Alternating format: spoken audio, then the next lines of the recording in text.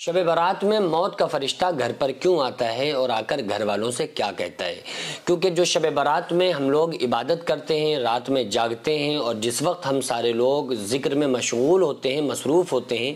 اس کے تعلق سے آقا علیہ الصلوۃ والسلام کی حدیث کا مفہوم ہے کہ ایک مرتبہ رسول اللہ صلی اللہ تعالیٰ علیہ وآلہ وسلم اپنے گھر سے نکلے، حضرت عائشہ کے پاس لیٹے ہوئے تھے، اور حضرت عائشہ فرماتی ہیں کہ آقا علیہ الصلوۃ والسلام ہمارے پاس سے اٹھے اور قبرستان چلے گئے۔ جنت البقیع میں حضرت عائشہ نے جب رسول اللہ صلی اللہ علیہ وآلہ وسلم کو پایا تو آقا علیہ الصلوۃ والسلام نے اس بات کی وضاحت فرمائی۔ آپ صلی اللہ علیہ وآلہ وسلم نے ارشاد فرمایا کہ اس رات میں اللہ تبارک و تعالی بندوں کے تمام نام اعمال اللہ کے سامنے پیش کیے جاتے ہیں۔ ویسے تو اللہ علام الغیوب ہے، اس کے سامنے ساری چیزیں ہوتی ہیں، اور اللہ تبارک و تعالی حضرت ملک الموت کو، یعنی کہ جو موت کا فرشتہ ہے نا، جو روح قبض کرتا ہے، یعنی کہ حضرت اسرائیل علیہ السلام، تو اللہ تبارک و تعالیٰ 1 سال اگلے مرنے والوں کے نام اللہ تبارک و تعالیٰ وہ حضرت ملک الموت کے حوالے فرماتا ہے۔ تو موت کے اور زندگی کے فیصلے اللہ تبارک و تعالیٰ اس رات میں کرتا ہے، یعنی کہ شب برات میں، جس کو ہم لوگ شب برات کہتے ہیں، جس میں ہم جاگتے ہیں۔ تو آقا علیہ الصلوۃ والسلام کی حدیث کا مفہوم ہے، آپ صلی اللہ علیہ وآلہ وسلم نے اس میں بھی روزہ بھی رکھا، اور اس کی وجہ یہ تھی، آقا علیہ الصلوۃ والسلام نے ارشاد فرمایا کہ اگر جب میرا نام اعمال اللہ کی بارگاہ میں پہنچے نا، تو میں یہ چاہتا ہوں کہ میں روزے دار ہوں، اور اس وقت اللہ تبارک و تعالیٰ کے پاس میرا نام اعمال پہنچے جس وقت میں روزے سے ہوں، اور رات میں اگر جو بھی میرا اللہ میرے لیے فیصلہ فرمائے تو رات میں عبادت میں مصروف ہوں۔ یہ حدیث کا مفہوم ہے۔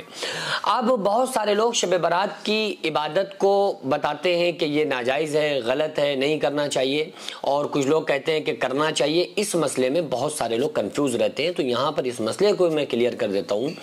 کہ جو چیزیں آج کل بتائی جا رہی ہیں کہ شب برات میں اس طرح سے عبادت کرنا، یا یہ عمل کرنا، یا یہ تسبیح پڑھنا، تو ایسا کوئی خاص وظیفہ یا کوئی خاص عمل رسول اللہ صلی اللہ علیہ وآلہ وسلم نے نہیں بتلایا ہے کہ یہ پڑھنا ہو یا یہ پڑھنا ہے یا اس طرح سے نماز پڑھنا ہے۔ ایسا کوئی قرآن و حدیث میں کوئی طریقہ نہیں بتایا گیا ہے، لیکن عبادت کے لیے کوئی وقت بھی خاص نہیں ہے۔ آپ جب چاہیں اللہ کا ذکر کر سکتے ہیں، آپ جب چاہیں اللہ کی عبادت کر سکتے ہیں۔ تو اس رات میں جاگا جائے اور ان گناہوں سے بچا جائے جن کے سبب ہم بڑے خطرناک مجرم بن سکتے ہیں۔ اس رات بہت سارے لوگ پٹاخے چھڑاتے ہیں، بہت سارے لوگ انجوائے کرتے ہیں، تفریح کرتے ہیں، مزارات پہ لوگ جاتے ہیں انجوائے کرنے کے لیے۔ تو مزارات پہ اگر کوئی جانا چاہ رہا ہے تو جائے، لیکن اس لیے جائے تاکہ وہاں جا کر ہمیں اپنی موت یاد آئے، ہم جا کر مرحوم کے لیے اصالہ ثواب کریں۔ ایک ٹولی بنا کے جا رہے ہوتے ہیں، ایک پوری بہت سارے لوگ، لڑکے پورے مل کے پوری جماعت مزاروں پہ، قبروں پہ جا رہے ہیں، وہاں جا کے سگریٹ پی رہے ہیں۔ تو ان چیزوں سے بچنا چاہیے۔ حدیث میں کوئی اس کے لیے خاص عبادت یا کوئی خاص عبادت کا طریقہ اس رات کے لیے نہیں ہے کہ اس رات میں کوئی خاص عبادت کا طریقہ نہیں۔ نارمل جیسے آپ روزانہ اللہ کی عبادت کریں، اسی طرح سے اس رات میں بھی اللہ تبارک و تعالیٰ کی عبادت کریں۔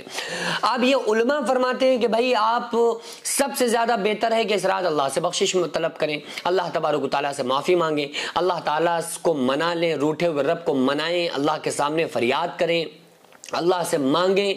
تو یہ تمام چیزیں ایسا نہیں ہے کہ صرف شب برات کے لیے خاص ہوں، یہ تو جب چاہیں آپ اللہ سے مانگیں، آپ جب چاہیں توبہ کریں، آپ جب چاہیں اللہ سے معافی طلب کریں۔ اور اس کا روزہ بھی کوئی خاص نہیں ہے، ایسا نہیں ہے کہ آپ کو روزہ رکھنا ہے یا الگ سے اسپیشل اس کی کوئی فضیلت ہو، ایسا نہیں ہے۔ آپ روزہ شعبان کے مہینے کے روزے آقا علیہ الصلوۃ والسلام سے ثابت ہیں، اور اس سنت کو زندہ کرنے کے لیے اور ویسے ہی نفلی عبادت کے طور پر آپ روزہ رکھنا چاہیں تو رکھ سکتے ہیں۔ اس میں آپ 1 روزہ رکھیں، 2 روزے رکھیں، یا آپ کی مرضی، آپ جتنے چاہیں، آپ کے اندر کیپیسٹی ہو، آپ جتنے روزے نفلی رکھ سکتے ہو آپ اس میں روزہ رکھیں۔ تو بہرحال اس میں بہت زیادہ علماء نے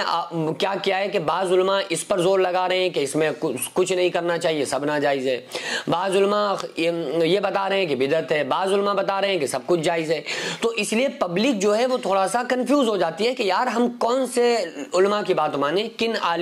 عالموں کو فالو کریں، اور ہم کس کی بات پر بھروسہ کریں۔